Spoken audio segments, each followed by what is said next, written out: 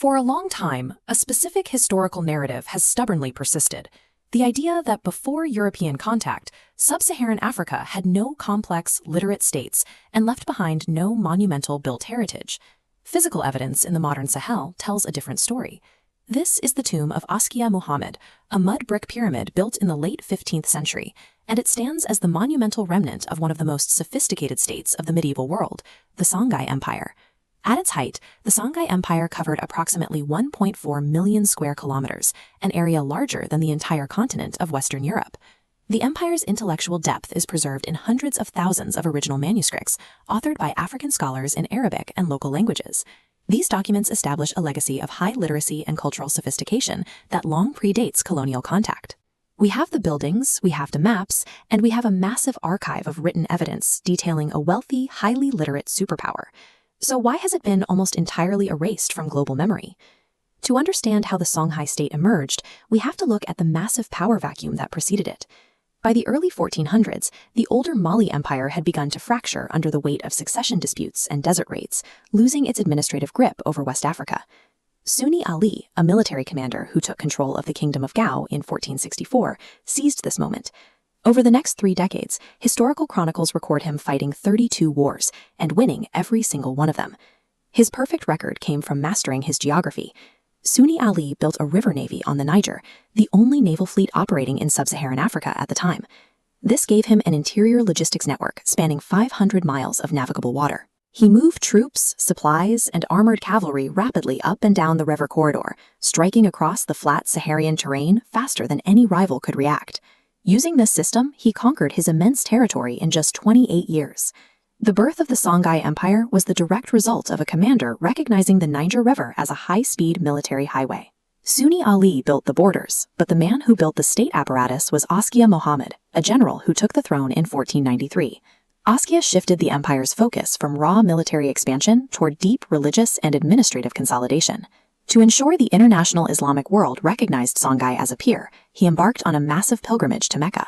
He brought an entourage of thousands and distributed 300,000 gold pieces to establish his prestige abroad. Back home, he replaced ad hoc militias with a professional standing army. He standardized weights and measures across the massive trade networks and appointed Islamic judges to unify the empire under a single legal framework. Through strict standardization and international diplomacy, Askia Muhammad successfully transformed Songhai into a highly regulated, internationally recognized superpower. Let's look at how this empire funded itself. This map illustrates the north-south trade routes of the trans-Saharan economy. Traders brought heavy slabs of salt down from the northern desert mines, exchanging them for gold moving up from the southern forests. Timbuktu sat exactly where the Sahara Desert met the Niger River. Goods moving by camel were transferred to riverboats here, allowing the city to act as an inescapable toll booth. The wealth captured from this intersection directly financed a massive buildup of civic and academic infrastructure. That wealth built the Sankore Mosque in its university, an institution that grew to house an estimated 25,000 students. In this booming academic market, visiting merchants noted that books routinely sold for higher prices than any other luxury good. This manuscript page, detailing mathematical and musical theory, demonstrates the technical depth of Songhai's scholarly class. These African thinkers contributed original works in the secular sciences, engaging as peers within the global Islamic intellectual tradition. Timbuktu functioned as a self-generated intellectual engine, producing a volume and quality of scholarship that rivaled any contemporary city in the Mediterranean world. Stability rarely lasts forever. In 1588, a dynastic civil war erupted between 2 royal brothers, fracturing the empire along pre-existing ethnic lines and creating a fatal internal vulnerability. Watching closely from the north was Moroccan Sultan Ahmad al-Mansur.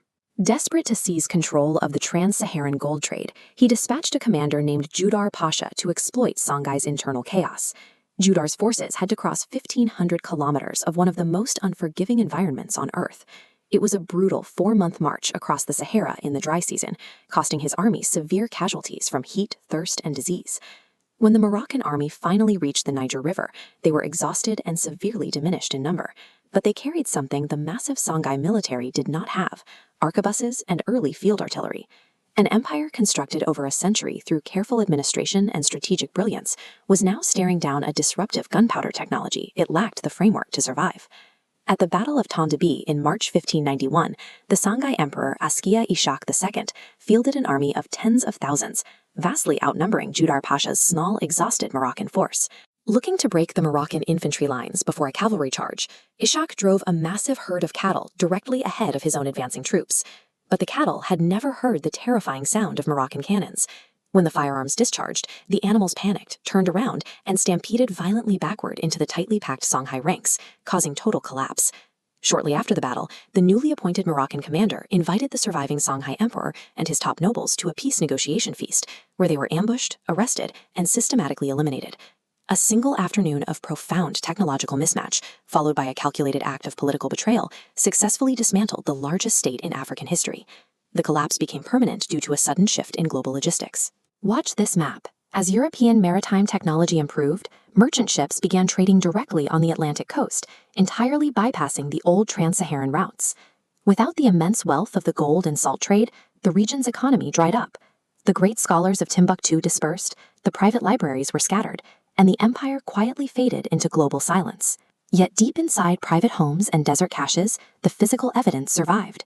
Today, massive restoration projects are actively recovering and digitizing the vast archives of the Timbuktu manuscripts. The absence of gunpowder technology at a critical moment caused a military collapse, but military defeat is not civilizational inferiority. These surviving books stand today as the undeniable proof of Africa's forgotten superpower.